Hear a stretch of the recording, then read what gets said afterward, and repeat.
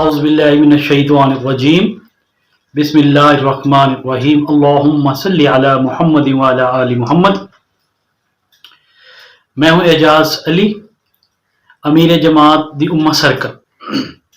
दी उम्मा circle का बुनियादी मकसद मुआशरे की इस्लाह है और इस्लामी कवानीन को मुआशरे में इम्प्लीमेंटेशन यानी नाफज करना है।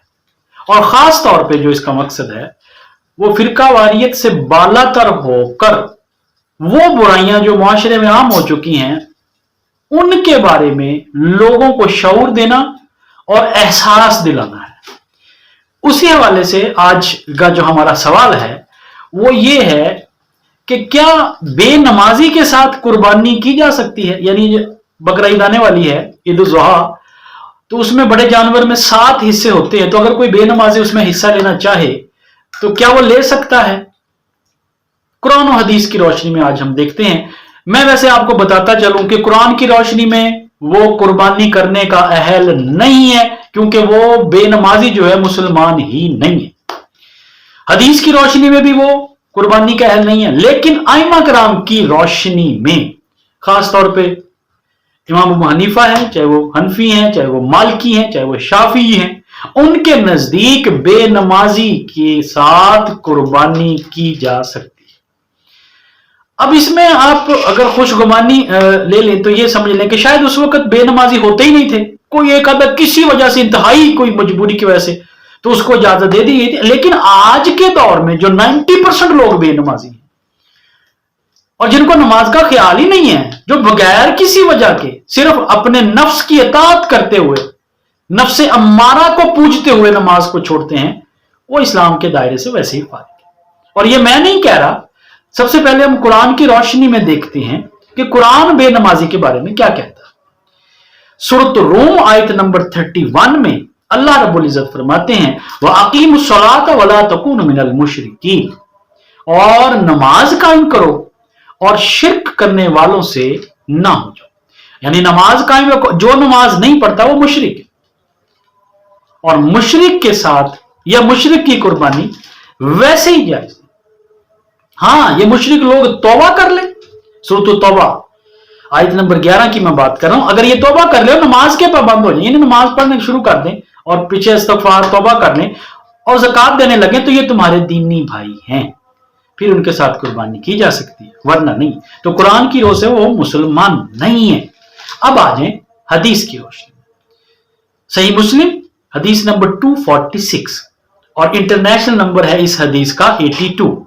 बिलाशुबा आदमी और शिर्क व कुफ्र के दरमियान फर्क नमाज का छोड़ना है।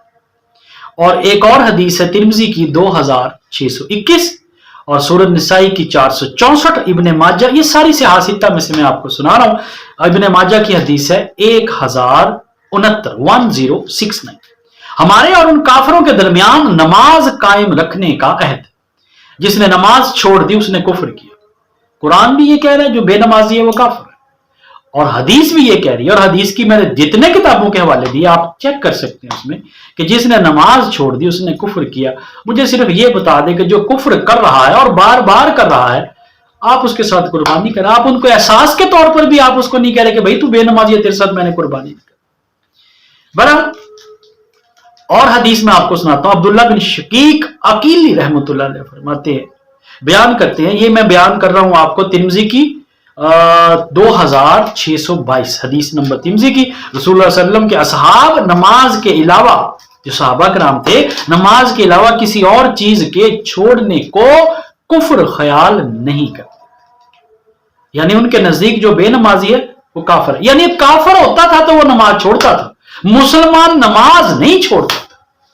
इसी तरह अब्दुल्ला इब्ने मसूद रजी अल्लाह ताला फरमाते हैं, मैं किताब का हवाला हर हदीस और आयत का मैं हवाला दे रहा हूं इसलिए कि आप उसको चेक कर सकें। मुसन्नफ अबी इब्ने शीबा 30,388 हदीस का नंबर है, और बयान करने वाले अब्दुल्ला इब्ने मसूद रजी अल्लाह ताला फरमाते हैं कि जो नमाज छोड़ दे उसका दीन से कोई ताल्लुक, जब दीन से उसका ताल्लुक नहीं है तो आप उसको कुर्बानी अपने साथ कर रहे हैं। क्यों अपनी भी कुर्बानी आप जाया कर रहे हैं, खराब कर रहे हैं, और उसकी तो है ही नहीं कुर्बानी।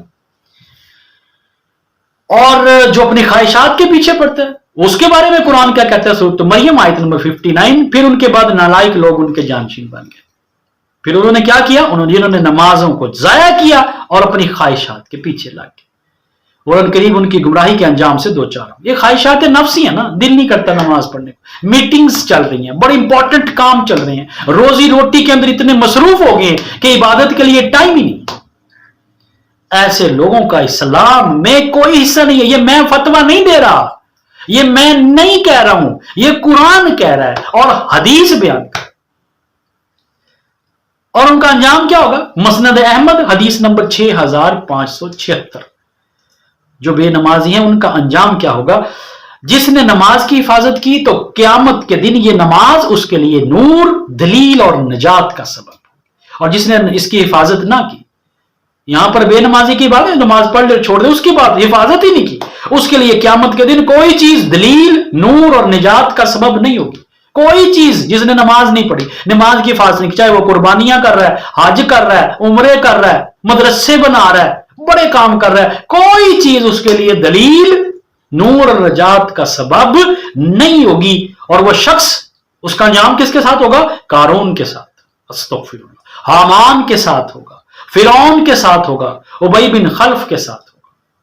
जिसको आप कुर्बानी में शरीक कर रहे हैं ना, जिसको आइमा कराम ने इजाजत दी हुई है हदीस की रूह से, इमामुल अंबिया सल्लल्लाहु अलैहि वसल्लम की रूह से, जो नमाज नहीं पढ़ता उसका अंजाम कारून, हामान, फिरौन, उबई बिन खल्फ के साथ।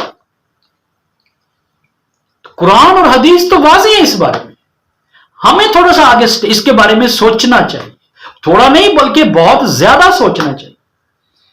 और सूरत अल-मुदस्सिर, ये तो बड़ी मशहूर आयत है 43 में, जब जहन्नमियों से पूछा जाएगा, दोज़खियों से पूछा जाएगा कि भाई तुम दोज़ख में क्यों हो? तुम तो मेरे साथ कुर्बानियां भी करते थे, तुम तो मेरे साथ खाते थे, पीते थे, रहते थे।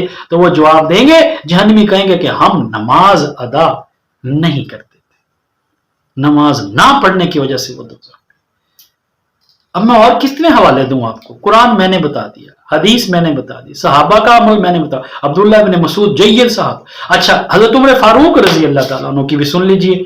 चले तभी आप उसको शायद के तेरे दिल में उतर जाए मेरी बात। ये है जी अल-मुअत्ता हदीस, मुस्तनद हदीस की पहली किताब अल-मुअत्ता, जो इमाम मालिक ने इसको मुअल्लफ किया, तरतीब दिया, हदीस नंबर 81, अल-मुअत्ता की हदीस नंबर 81 है, जिसमें ये हजरत उमर फारूक को जिस रात जख्मी हुए और सारी रात आप बेचैन रहे, तो सुबह नमाज के लिए जब उनको कहा गया, खून, जख्मों से खून जारी है, तो आपने कहा तुमने ठीक किया।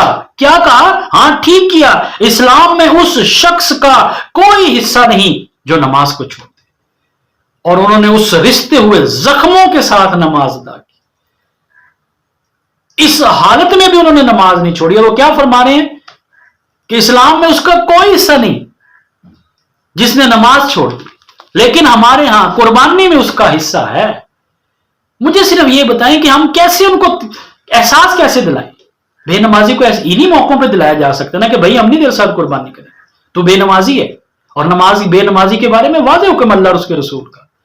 यानी जो आइमा कराम जो बात करते हैं कि वो जो नमाज का मुनकिर है, अल्लाह रसूल को मानता ही नहीं, वो काफिर है, वो दोज़खी है। लेकिन जो अल्लाह रसूल को मानता है, मतलब मंतिक की समझ नहीं है, अल्लाह रसूल को मानता है, नमाज को भी मानता है, कुरान को भी मानता है, उसको पता है कि नमाज जो है अल्लाह का हुक्म है, उसको पता है कि कुरान में सच्ची बातें हैं, उसको पता है कि अल्लाह के आखिरी रसूल मोहम्मद सल्लल्लाहु अलैहि वसल्लम ने सच कहा है, जो बयान किया उस पर हुक्म करना जरूरी और वाजिब है। वो ये जानता है कि अगर नमाज नहीं पढ़ूंगा तो मेरा शुमार हामान के साथ होगा, फिरौन के साथ होगा, उबई बिन खल्फ के साथ होगा, लेकिन फिर भी वो नमाज नहीं पढ़ता, उसके साथ कुर्बानी जायज़ है। जिसको इन चीजों का पता ही नहीं है वो काफिर है, वो दोज़खी है, मैं भी मानता हूं। लेकिन जिनको इन सारी चीजों के पता होने के बावजूद वो नमाज के करीब नहीं आता, वो बिला वजह नमाज छोड़ी जा रहा है, 5 दफा अल्लाह उसको बुला रहा है, 5 दफा आता ही नहीं है। ऐसे लोग भी हैं जो ईद के दिन भी फजर अदा नहीं करते, लेकिन नमाज ईद पढ़ के उसके बाद कुर्बानी कर रहे होते। तो मेरे हिसाब से तो उनकी नमाज, उनकी कुर्बानी नहीं है, जब वो इस्लाम के दायरे में नहीं है, उनका इस्लाम में कुछ हिस्सा ही नहीं है। कुरान के according to Quran, according to हदीस, अकॉर्डिंग टू सीरा, अकॉर्डिंग टू सहाबा, तो फिर कुर्बानी में कैसे हिस्सा है? तो मैं ये समझता हूं कि हमारे आज के जो उलमा हैं, جو مفتیان کرام ہیں ان کو اس چیز کو تھوڑا سا دیکھنا چاہیے اور یہ فتویٰ جاری کرنا چاہیے کہ جو بے نمازی ہے اس کے ساتھ قربانی کرنا جائز نہیں ہے۔ اور جو میرے احباب ہیں، جو ہماری اس جماعت کے ممبران ہیں، ہم ان کی بھی اصلاح کی کوشش کرتے ہیں اور ان کی بھی ساتھ کے ساتھ کہ وہ اپنی تعلیم و تربیت پر زور دیں، نماز ادا کریں، سچ بولیں، امانت دار بنیں۔ یہی اسلام کا خاصہ ہے اور یہی اسلام کی خاصیت ہے۔ اسلام کو پھیلانے کے لیے آپ کو سب سے پہلے خود اچھا اس مسلمان بننا پڑے گا۔ سبحان ربک رب العزت عما یصفون وسلام علی المرسلین والحمد للہ رب العالمین وصلی اللہ تعالی علی خیر خلق محمد وعلی آلہ واصحابہ اجمعین برحمتک یا ارحم الراحمین۔